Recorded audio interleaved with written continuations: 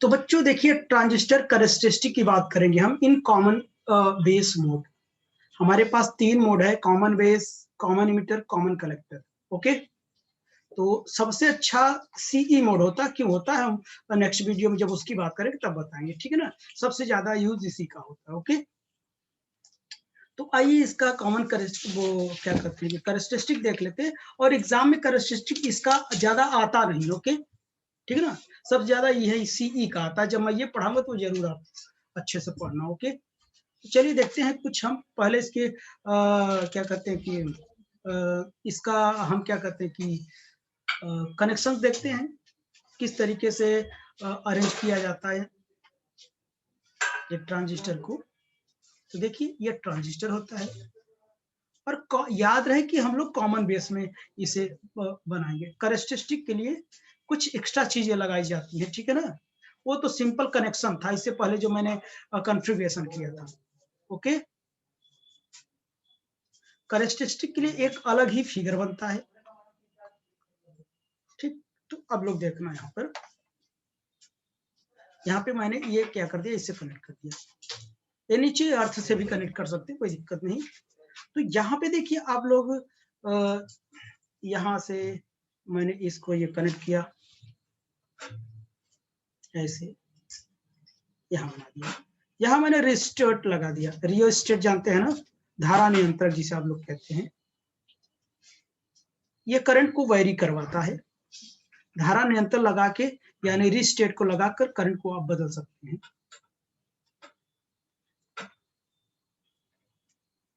ये लगा होता है, माइनस होता है, ये प्लस होता है, माइनस होता है, ठीक है ना।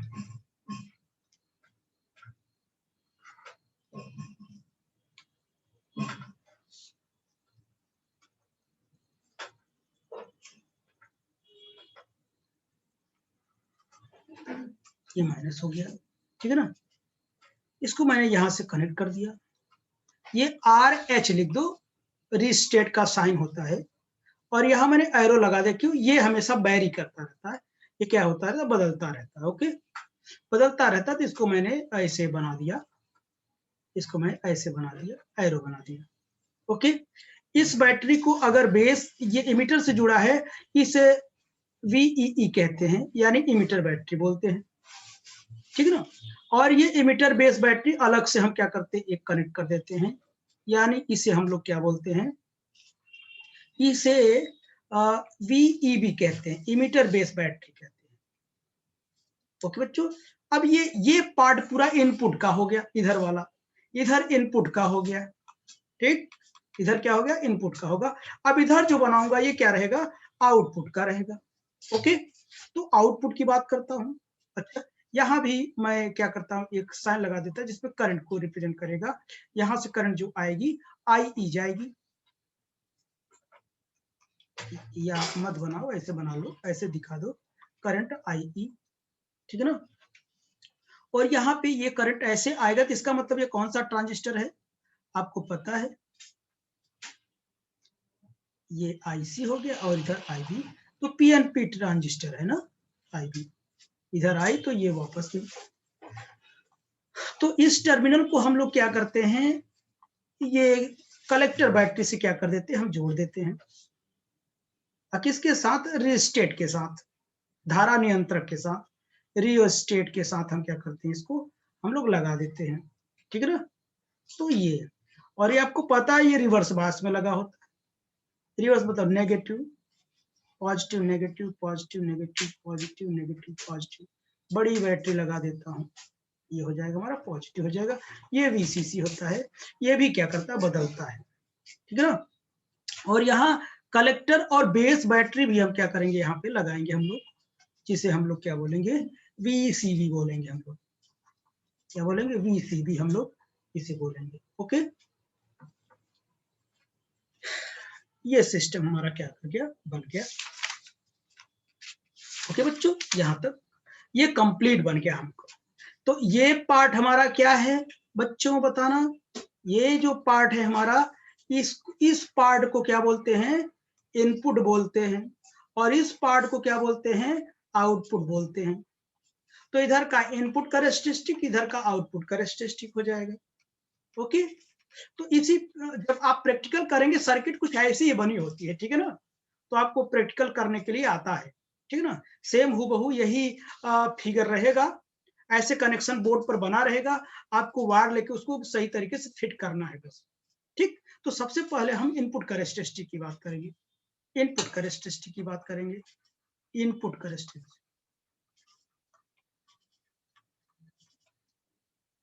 Input characteristic. तो इनपुट कैरेक्टरिस्टिक में हम क्या करते क्या है,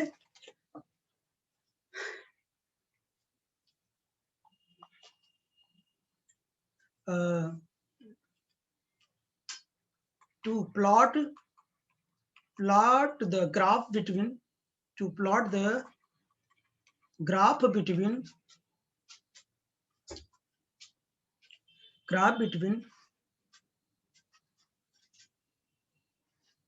किसके बीच बनेगा, करंट एंड वोल्टेज के बीच बनेगा।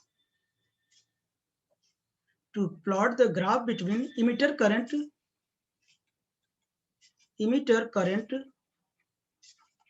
IE and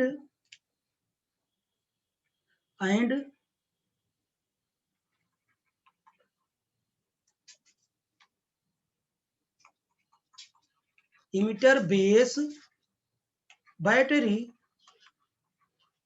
VEB at constant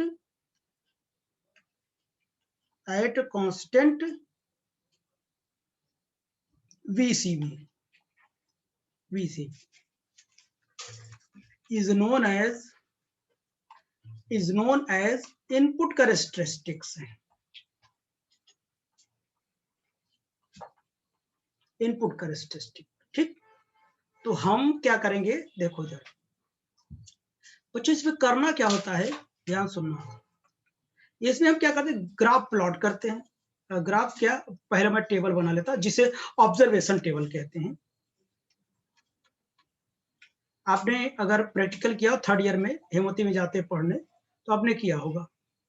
यहाँ हमको आईसी करंट मिलेगा, आईसी मतलब इमिटर करंट, आईसी ने मतलब आईई इमिटर करंट।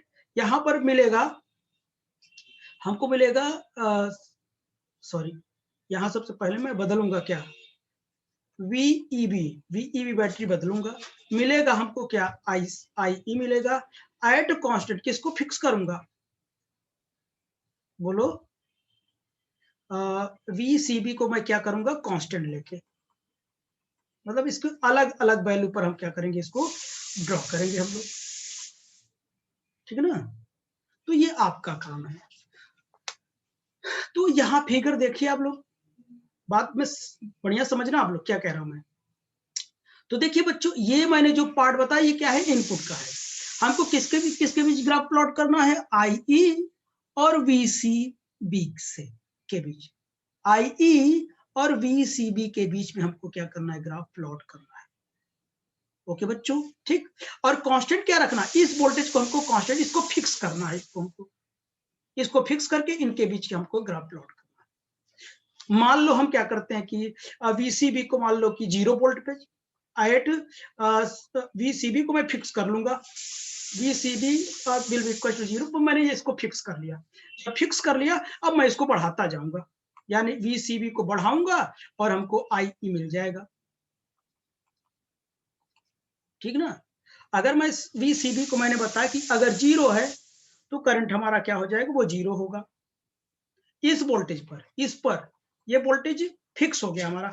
अब ऐसे तो करते थे ना आप लोग, इसको फिक्स कर देते थे और क्या करते, इसको बदलते थे, ये बदलता था ऑटोमेटिक, और ये खुद वैरी होगा वीई,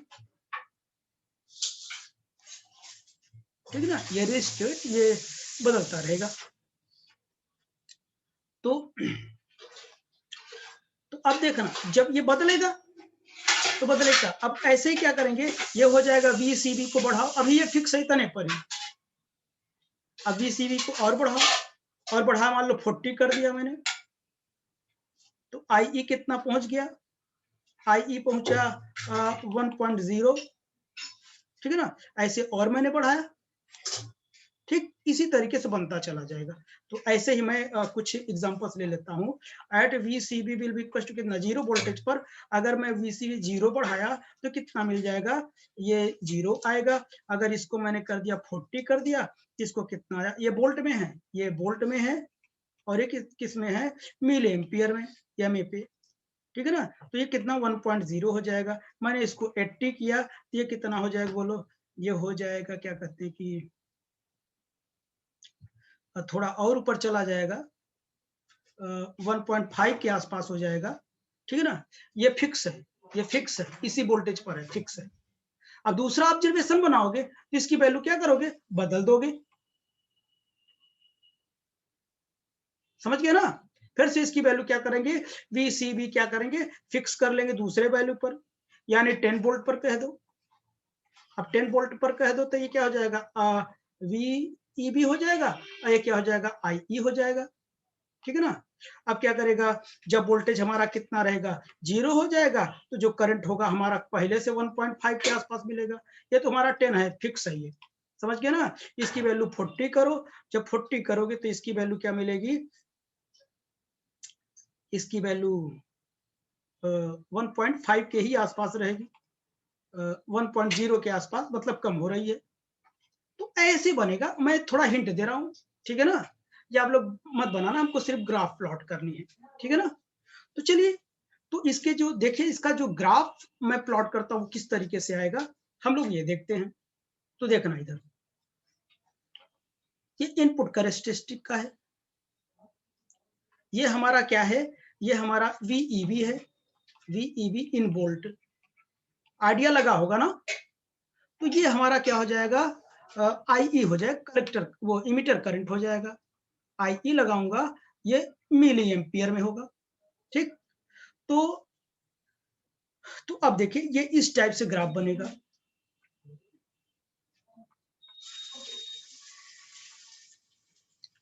मतलब जब करंट, ये वोल्टेज यहाँ पे हो गया, ये 40 हो गया, यहाँ 80 हो गया, यहाँ 120 हो गया, इस तरीके से बढ़ रही है। यहाँ पे 1.0 हो गया, यहाँ पे 2.0 हो गया, यहाँ पे 3.0 हो गया, यहाँ पे 4.0 हो गया, इस तरीके से है। तो ये किस पर, VCB will be equal to 0 volt पर था। तो 0 वोल्ट पर मतलब इसकी जो पावर थी कम थी। अगर मैं इसको वोल्टेज को मैं बढ़ा दूं, इसके वोल्टेज को मैं बढ़ा दूं, तो ये क्या करे, कुछ ऐसे बढ़ेगा। भाई VCB बढ़ गई, VCB बढ़ गई तो मतलब कि अब ये क्या है कि यहाँ जीरो से नहीं स्टार्ट होगा, पहले से इतना करंट रहा होगा, 0 वोल्टेज पर भी इतना करंट रहा होगा, समझ गए ना मेरी बात। पहले से इतनी करंट की हाइट रही होगी, वहां से क्या करेगा, ये वोल्टेज बढ़ने के साथ वोल्टेज बढ़ेगा तो ये करंट बढ़ेगा, यानी VCB will be equal to 10 volt पर। मैंने ये एक ग्राफ के लिए फिक्स किया हूं, ये 10 वोल्ट पर मैंने देखा। ऐसे वोल्टेज और बढ़ाते जाओ तो ये क्या कर जाएगा, ग्राफ हमारा ऐसे बनता जाएगा, यानी VCB will be equal to कितना, 40 वोल्ट कर दो, ठीक। अब देखो 40 वोल्ट पर क्या हो जाएगा, ये देखिए पहले से इतना ग्राफ मुझे इतना करंट पहले से ऑब्टेंड है, 0 वोल्ट पर भी इतना करंट आपको मिला, लगभग 3.0.5 के आसपास है मिली एम्पियर, ये करंट पहले से है। अब वोल्टेज को और बढ़ाए तो ये क्या कर रहा है, इंक्रीज कर रही है। तो ऐसा कैरेक्टरिस्टिक हमारा क्या है बताइए, इनपुट कैरेक्टरिस्टिक है। ये क्या है, इनपुट कैरेक्टरिस्टिक्स है, input input characteristic. I think ये समझ में आ रहा आप लोगों को ना। तो अब चले आउटपुट कैरेक्टरिस्टिक के पास, ठीक बच्चों, बन गया क्या। चलिए हम बात करते हैं आउटपुट कैरेक्टरिस्टिक, ठीक है ना। अच्छा एक बात है, यहाँ कुछ पॉइंट्स मैं लिख लेता हूँ तब। देखिए, it is clear from the curve, from the curve, curve से क्या होता है, क्या क्लियर होता है। पहला number, emitter current, emitter current IE जो है हमारा, वो क्या है, डज नॉट डिपेंड ऑन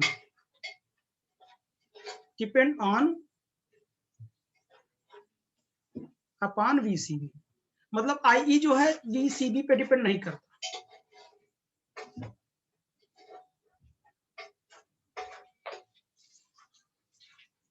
इस पर इसके बढ़ाने से नहीं बढ़ता है, बढ़ाने किससे किसके बढ़ता है, मतलब इसकी इंटेंसिटी बढ़ जाती है बस, ठीक है ना। सेकंड नंबर किसने बढ़ानी, आई ई डिपेंड्स अपॉन वीईबी, इसके बढ़ाने से बढ़ता है, मतलब इसके वैल्यू के लिए क्या होता है, वो उतना ही रहता है, इसके लिए बढ़ जाता है। अब इसका इनपुट रेजिस्टेंस कैसे निकलेगा, इनपुट रेजिस्टेंस हम क्या करेंगे, निकालना चाहेंगे। It is ratio of change in base emitter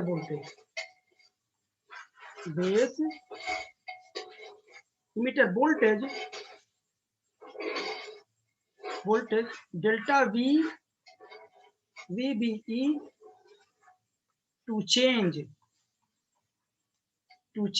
in emitter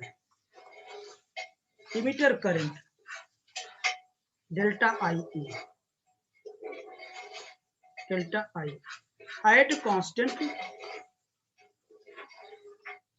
at constant VIB।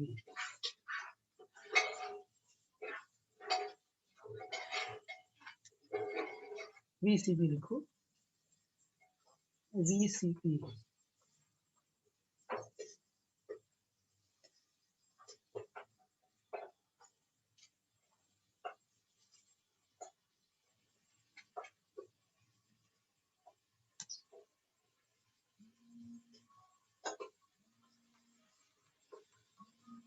Constant में तो जो भी, तो देखिए हम क्या करेंगे, तो R इनपुट लिखेंगे, तो देखिए डेल्टा V बाई कितना हो जाएगा, डेल्टा IE हो जाएगा, ये हमारा इनपुट रेजिस्टेंस हो जाएगा, क्योंकि वोल्टेज बाई करंट होता है ना रेजिस्टेंस, ये हम लिखेंगे।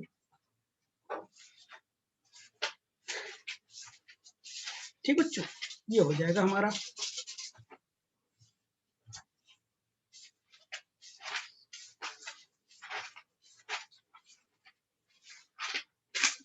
चलिए हम क्या करते हैं, आउटपुट कैरेक्टरिस्टिक हम लिखते हैं, आउटपुट कैरेक्टरिस्टिक की बात करते हैं हम लोग।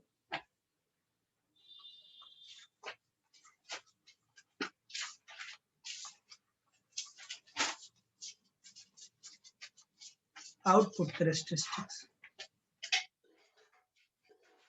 तो देखिए आउटपुट कैरेक्टरिस्टिक में हम लोग क्या करेंगे, फिगर हमारा बना हुआ है, ठीक ना। अब फिर से क्या करते हैं कि मैं ऑब्जर्वेशन टेबल बना के नहीं बताऊंगा, मैं ऐसे ही बताऊंगा आपको। तो हमारे पास ये फिगर ये है, ये देखना आप लोग, फिगर हमारा ये ऐसे ऑब्जर्वेबल टेबल यहाँ भी बनेगा। यहाँ का जो आउटपुट कैरेक्टरिस्टिक होगा, हम किसके किसके बीच फाइंड आउट करेंगे पता है, आईसी, यहाँ देखो यहाँ जो करंट फ्लो करेगा आईसी और किसके बीच निकालूंगा, आईसी और VCE के बीच में, आईसी और VCE कहाँ है, VCE ये वोल्टेज रहेगा हमारा,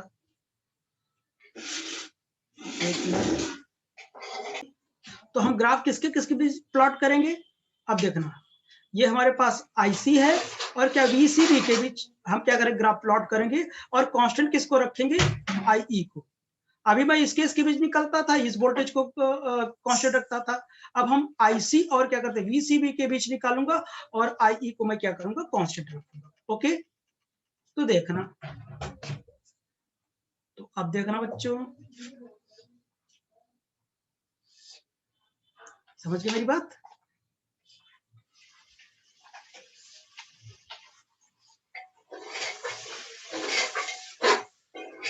धीरे से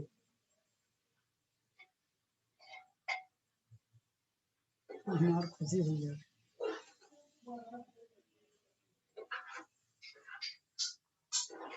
अब देखना आप लोग,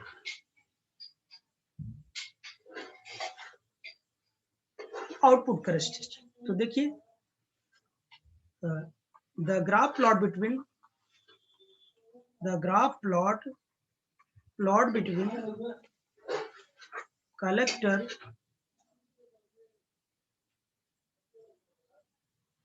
collector current IC and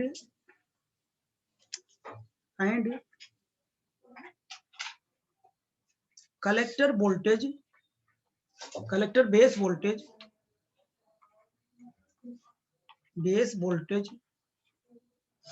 VCB at constant emitter current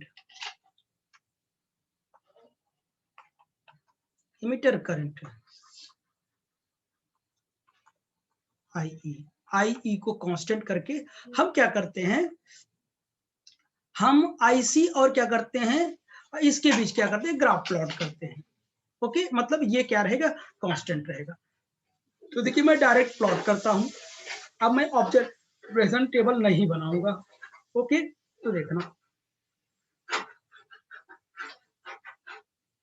ये मैंने बनाया,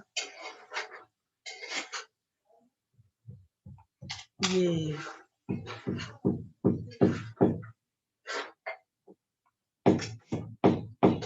देखना, चलिए हाँ देखिए इधर आप लोग। तो ये हमारा जो वोल्टेज होगा कौन सा होगा, VCB होगा, वोल्ट में होगा, और ये कलेक्टर करंट IE होगा, मिली एम्पियर में होगा। ठीक है ना। तो देखिए ये +0 था, -1, -2, स्मॉल करंट फ्लो करेगा, -3, -4, ऐसे चलेगा। सॉरी ये IC है ना बच्चों, देखना ये IC है बच्चों, ठीक है, क्योंकि IC के बीच मैंने किया था ना।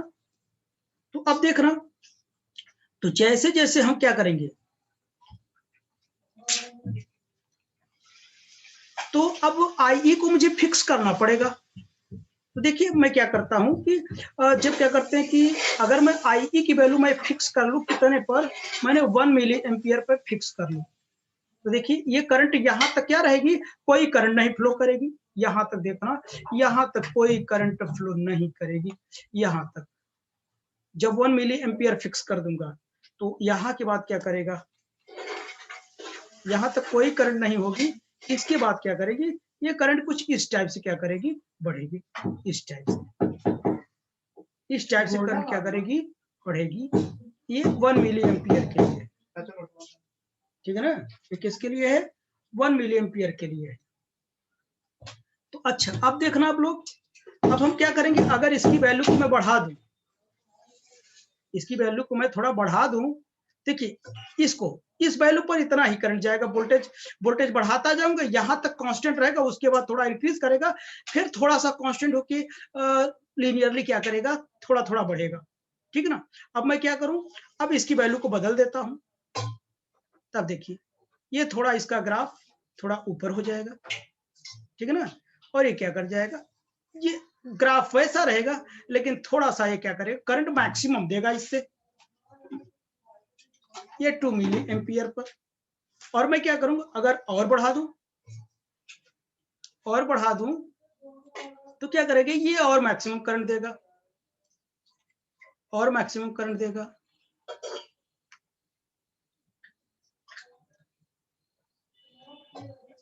ये और मैक्सिमम करंट देगा, बढ़ेगा उसी ऑर्डर में। ये IE will be equal to कितना हो जाएगा, 3 milli ampere.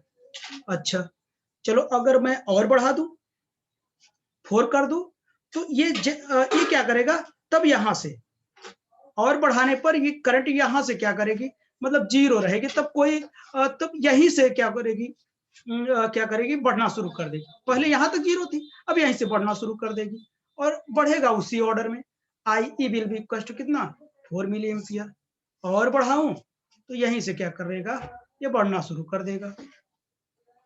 IE will be equal to 5 milli ampere.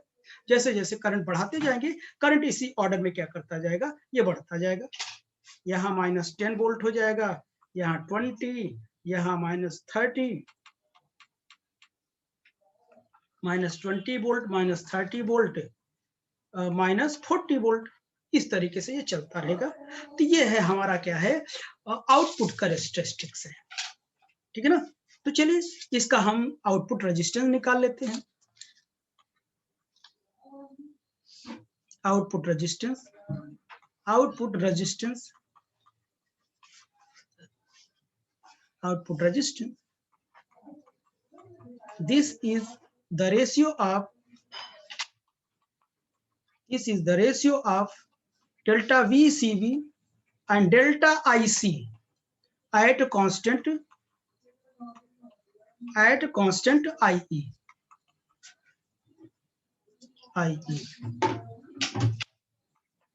Is known as output resistance. Output resistance तो कितना हो जाएगा, R naught will be equal to, R naught मतलब आर जीरो आउटपुट है ना, तो delta V C B by कितना, delta I C constant I E will be equal to कितना, कांस्टेंट हो जाएगा।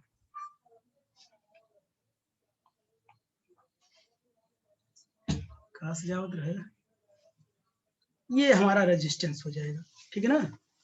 as we change VCB to a large value, to the large value, to the large value, IC slightly changed, so we can say output resistance